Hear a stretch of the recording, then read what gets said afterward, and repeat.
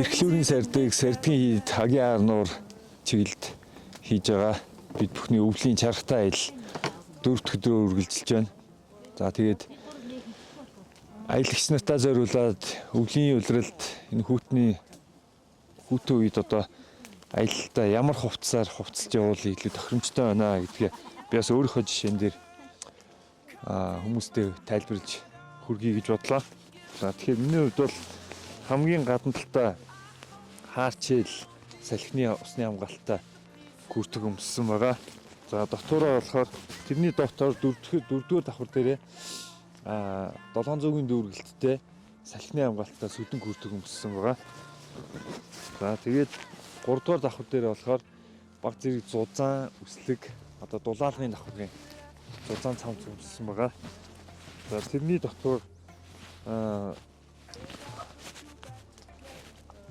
хөлс гадагшлуулах амьсгалдаг материалтай. За тэгээд нимгэн 2-р давхаргийн цамц өмссөн.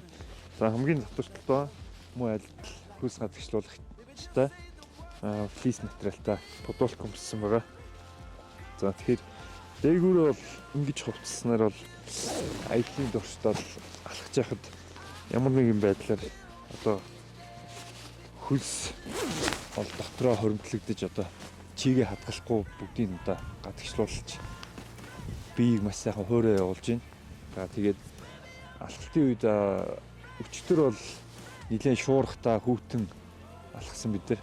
За тэгэхээр тэр үед бол яг ингээд энэ 5 давхраар өмсөө явж байхад бол дээгүүрээ ямар нэгэн байдлаар даараагүй. За тэгээд арай нэг жоохон дулаахан нартаа салхи тогтсон үед бол гаднах давхаргаа тайлаад явхад бол яг одоо биеийн температураа зөв хадгалаад чигийг хадгалахгүй гадагшлуулаад явж байна. За тэгээд доогуура гэх юм бол өмдний хувьд 3 давхар өмссөн байгаа. Тэгэхээр хамгийн гадуураа мөн адил ус чигний хамгаалалтаа хаарч хэл. За тэрний дотор дулаалгын давхар софт хил дээр бол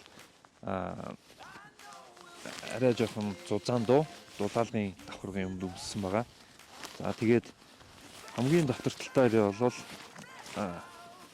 флис материалтай эртүүз өмссөн байгаа. За тэгэхээр ингэж хувцснаар бол бас одоо бүх давхаргийн хувцснууд маань хөлс гадагшлуулагчтай амьсгалдаг материалтай учраас ямар нэгэн байдлаар биедээ чийг хөрөнгөлөхгүй, чигээ хадгалахгүй гадагшлуулж явж байгаа нь бол аялын туршид хуурай дулаахан явахад бол маш их одоо дэмтэй байна.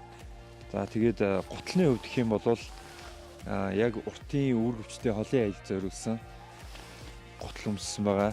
За тэгэхээр арьсан гадар материалтай. Тэгээд энэ гутал маань бол ямар нэгэн байдлаар цас. За тэгээд голын халиа дээгүүр ус туулаад гарахад бол дотгошоо ямар ч одоо норох юм байхгүй. За тэгээд кортекс доторлогот болохоор одоо хөлөөс гарч байгаа чигийг бол гадагшлуулаад хөл хөөрэ дулаах явахад бол тохиромжтой байна.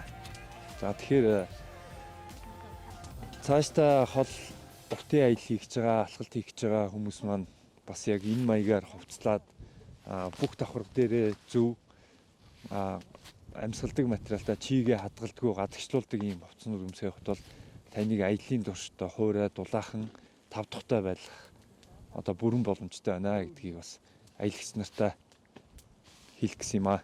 За баярлалаа.